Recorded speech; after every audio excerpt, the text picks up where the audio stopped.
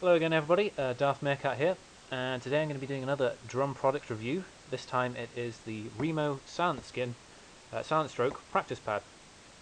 I picked one of these up for £21. I got it from a music shop in Cardiff, PMT music shop. I think the next cheapest price you can get this for is online from Gear 4 Music at £23. So the message to take away from that is basically, if you're thinking about getting one of these, it's good to go to a shop first, if you can, and check it out. You might get a good deal. This is the box that it comes in. It's pretty standard, just cardboard box. I've torn mine when I opened it, just ignore that. But it's just got two simple tabs at the top and bottom of both of these sides, and when you open it up, you're left with a flat pad box and your pad inside, your drum pad. Mine's not wrapped in plastic because I had a little go on it in the PMT shop. He opened the plastic bag up for me, but it does come in a sealed clear plastic bag, just to let you know there. We'll talk about that pad later. And it also comes with this little envelope which has a little message on it, which basically just says that you can use the practice pad on cymbal stands, or you can get pre-made Remo stand for the pad. There's a little hole there with a thread in it, so you can just spin it, just twist it onto a appropriate stand. And inside this bag you get a very, very rudimentary but quite useful metal, I guess, drum key. It's more just like a screwdriver, and basically that's because one of the cool features of this pad is the fact that you can tune it up, so it's like a real head, a real drum head. So you can alter the response, so it can either be like very, very spongy, or it can be very, very responsive and bouncy. So that's pretty cool. Okay, on to a review of the pad itself. First of all, I'm pretty sure Remo have a range of skins for real drums, so real drum heads, called SilentStroke, and I believe the practice pad uses the same ones, so they're actually using real drum heads for their practice pads, which is good news if you want real feel. It's a mesh pad. It's quite weird because it's quite spongy, but it seems weird at first when you press it and you realise it's quite a spongy thing if you're used to very bouncy sort of hard rubber gum pads or anything like that. But then if you compare it to an actual snare drum, say, and you press down, it feels almost exactly the same, which is great. If we flip it over, it's got a sort of a rubbery outer ring here. That's just used so that that's just there so it can grip onto whatever it's being placed on if it's not being placed on a cymbal stand. Useful bit of advice here. I found that putting it on a wooden surface, so like a stool or a tabletop, surprisingly not as grippy as if you put it on something like a towel or something like carpet, something a bit more grippy. It kind of seems a little bit counterintuitive, but when you think about how much this thing weighs, it's only around half a kilogram, or 1 pound if you want it in imperial terms. So it's very, very light. So despite the fact that this is grippy, and it would be on something like wood, if common sense was to fulfill itself, but it's very, very light, so that it has a tendency to not use the full benefit of that grippiness and just slip a bit if you're playing for a very long time, over something like 3 minutes. I tend to find it slips a little bit around, so a bit of useful advice there. Of course, we've already mentioned the fact that this thing is tunable with that rudimentary drum key that you've given. But because this is a mesh head and it's SilentStroke, it sounds a bit weird, so it's a little bit difficult to tune, and I'll mention that a little later on. Okay, on to a bit more on the sound test and sound quality of the practice pad. If you're buying one of these, it's called SilentStroke. You're probably buying it because you want it to be very, very quiet so that you can practice in, say, an urban environment, say a student home or something like that. If you're anything like me, you're probably wanting me to shut up about now and just actually play it so you can hear what it sounds like. So I'll give you a little demo just to see what it sounds like.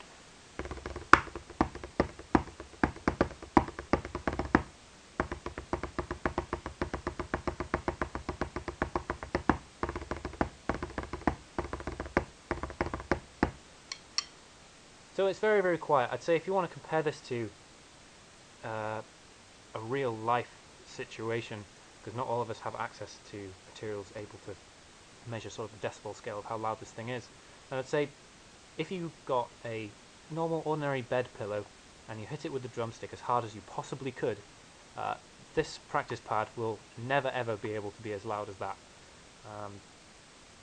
It can come very, very close, and it's not actually as silent as, say, the Remo YouTube video kind of makes it out to be. I think that they've got a bit of sound quality control going on there. But one thing to note is the loudness is very, very dependent upon the surface that you play on. See, I'm playing on carpeted floorboards here, so the sound is actually a lot louder than, say, if you would have it elevated. I'll just give you an example here. This is on the floor. And if I were to put it, say, on my feet, which is just sort of elevated,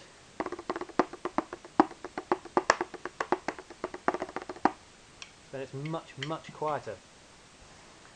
So it's awfully dependent upon what you'd be playing on. If you're playing on a cymbal stand, I'd imagine this would be very, very quiet. But yeah, it depends on the surface. If someone's next door to you, someone's living in a room next door, say in a student accommodation, something like that, the chances are they will be able to hear you playing if you're playing very, very hard on it, but only if they're not doing anything and they're completely silent in their room. So it is still very, very quiet, which is great. A little bit now on the build quality of the product. It's very, very well made. It's a high quality brand, of course, Remo, everybody knows. If I was to sum this up in one sentence, it would be the fact that I'm more worried about my sticks breaking than the pad if I were to, say, hit a rim shot.